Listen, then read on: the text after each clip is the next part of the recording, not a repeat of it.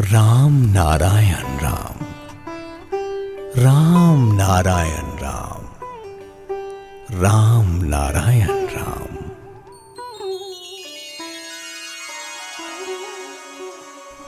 आपका प्रश्न पढ़ रहा हूं।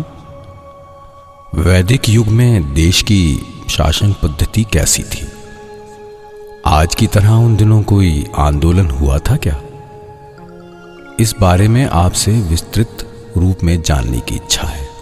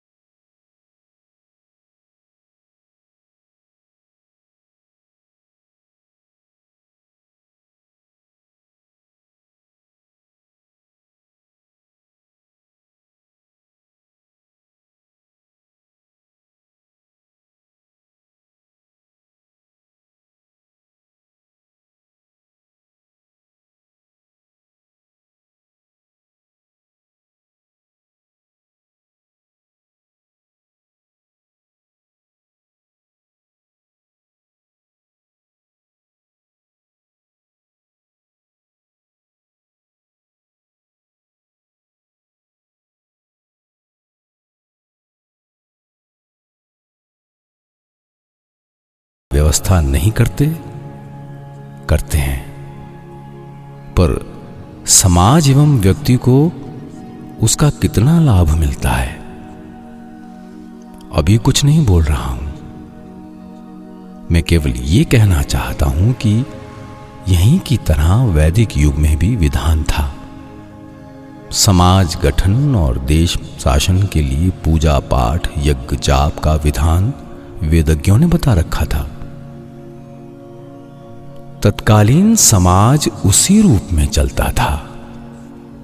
विभिन्न अवस्था एवं परिस्थितियों के आधार पर नाना देवी देवताओं की मूर्तियों का निर्माण हुआ। ध्यान मंत्र पूजा पद्धति आचार आचरण द्वारा उनकी पूजा की जाने लगी। विश्लेषण पर देखा जाएगा वो और कुछ नहीं बल्कि यहाँ के संविधान की विभिन्न धाराओं के अनुसार ही उन दिनों भी वेद की धारा का अनुसरण किया जाता था। वेदज्ञों ने इस कानून की रचना की थी।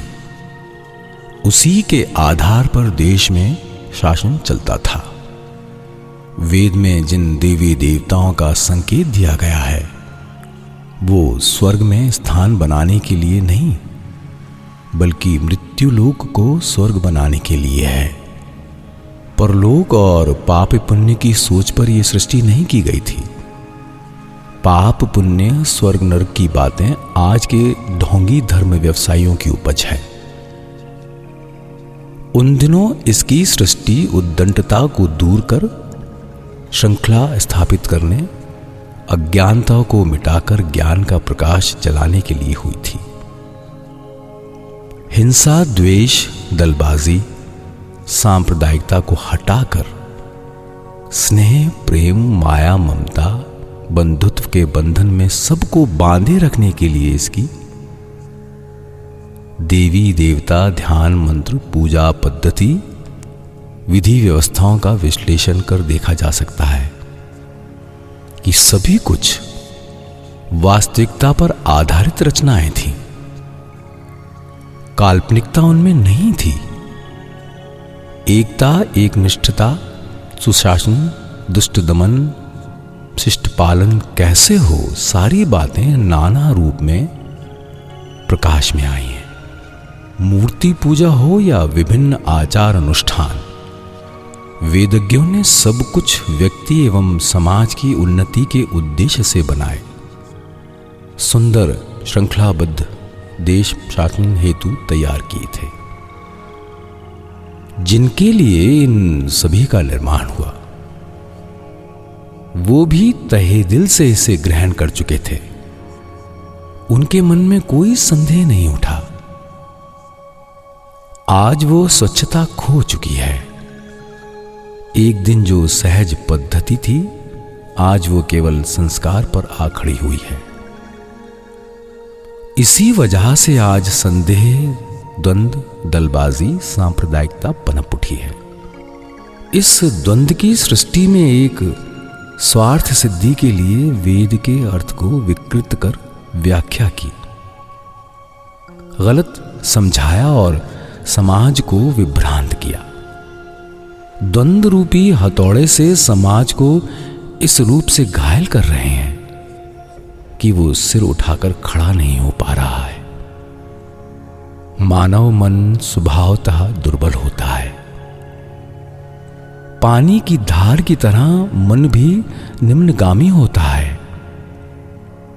दबाव में आकर सबका मन शैतानियत की ओर झुक गया। दुश्चिंता अविश्वास धोखा देने की प्रवणता इन स्वार्थान्वेषियों ने सबके मन में जगा दी। वेद का सुयोग लेकर दो तरह से साधु संप्रदायों ने संडासी की तरह जनता की गर्दन दबा रखी है। वो हिलडुल भी नहीं पा रहे हैं। एक साधु संप्रदाय में साधु सन्यासी महान वेद का गलत अर्थ बोलकर जनता को क्लोरोफॉर्म सुंघा रहे हैं। दूसरा संप्रदाय उनका रक्त शोषण कर रहा है। दोनों संप्रदाय वेद विरोधी कार्य चला रहे हैं। वेद को विकृत कर वो अपना कार्य किए जा रहे हैं। लोगों को कहते हैं वेद की यही प्राकृत व्याख्या है। तथा कथित साधु सन्यासी बाबाजी महंत लोग समाज को शनि राहु केतु का भय दिखाकर पूर्व जन्म के पापों का फल, पाप पुण्य की दुहाई देकर प्रायश्चित शांति श्रवण का विधान बताने लगे। किसी को कहते तुम अभिशप्त हो, किसी को कहते तुम्हारा समय खराब है, ग्रह का प्रभाव पड़ा है। वो लोग अवसर देख लोगों के सेंटिमेंट का लाभ उठाकर पूजा पाठ यज्ञ जाप, वेद में इन सभी क्रियाकलापों का विज्ञान सम्मत व्याख्या एवं वास्तविक प्रयोजन बस इनकी सृष्टि की बात कही। वो विपद तारणी कवच तावीज के नाम पर लोगों को ठगने का कार्य करने लगे और अपना पेट फुलाने लगे। आज भी बहुत से मठ मंदिर आश्रम हैं जहां साधु गुरु बाबाजी का वेश बनाकर ठगबाजी हो रही है। दीक्षा के नाम पर, यज्ञ के नाम पर, पूजा श्रद्धा के नाम पर भक्त शिष्य अनुगामियों के सिर पर हाथ फिराकर काफी व्यवस्था कर ले रहे हैं।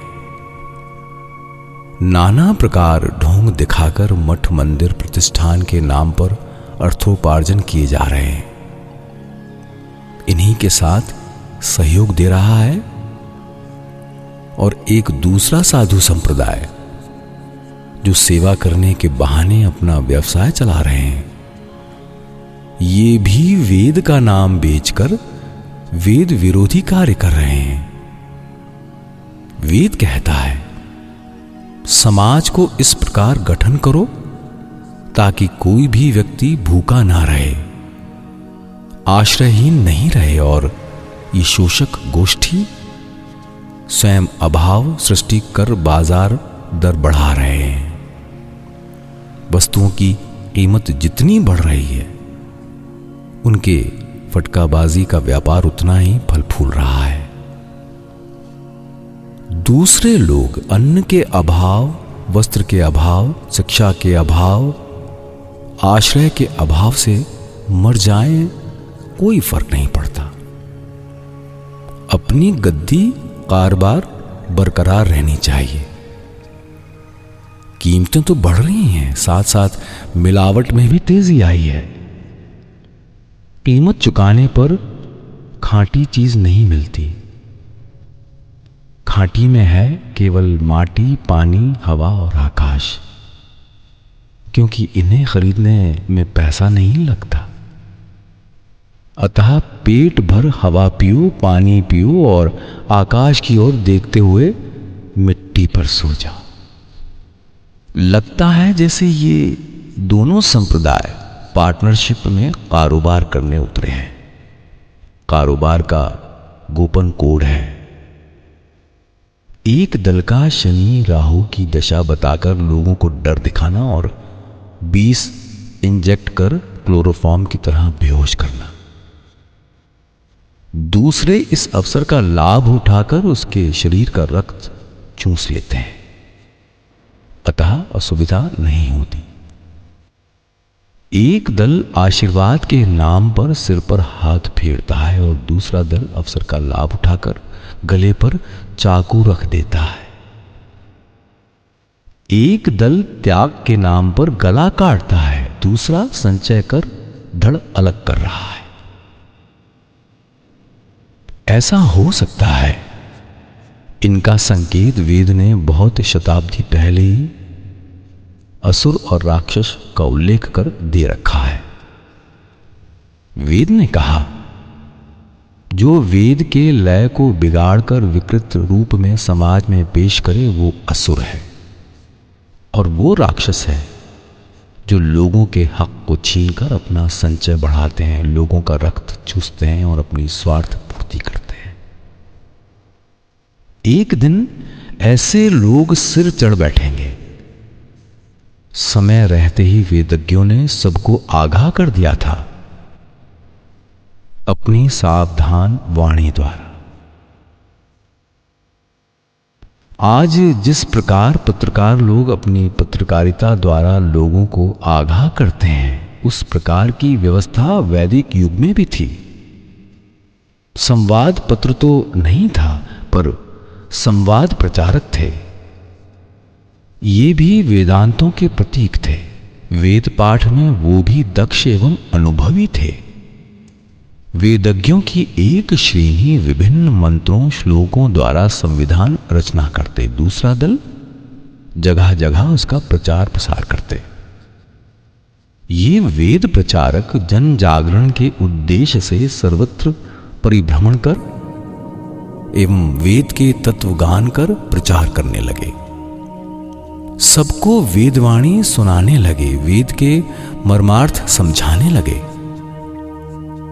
जन जीवन को किस प्रकार चलना होगा, इसका नियम इन प्रचारकों ने प्रचार के दौरान सबको बताया।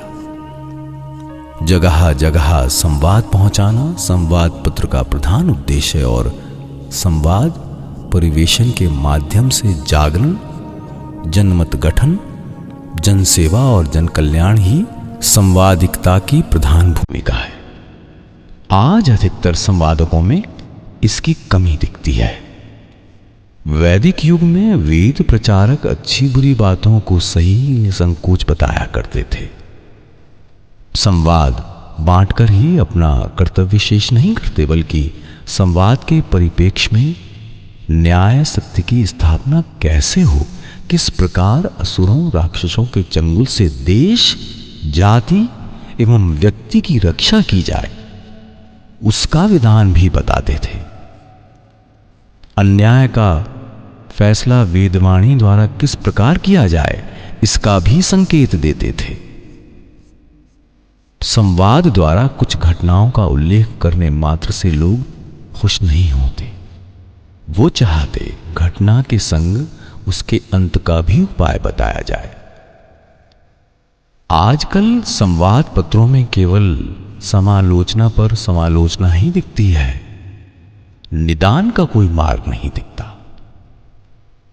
उन दिनों वेदज्ञ वेद प्रचारक कहीं भी किसी प्रकार का अन्याय देखने पर, किसी अघटना की संभावना देखने पर संग संग उस बात को सर्वत्र बता देते।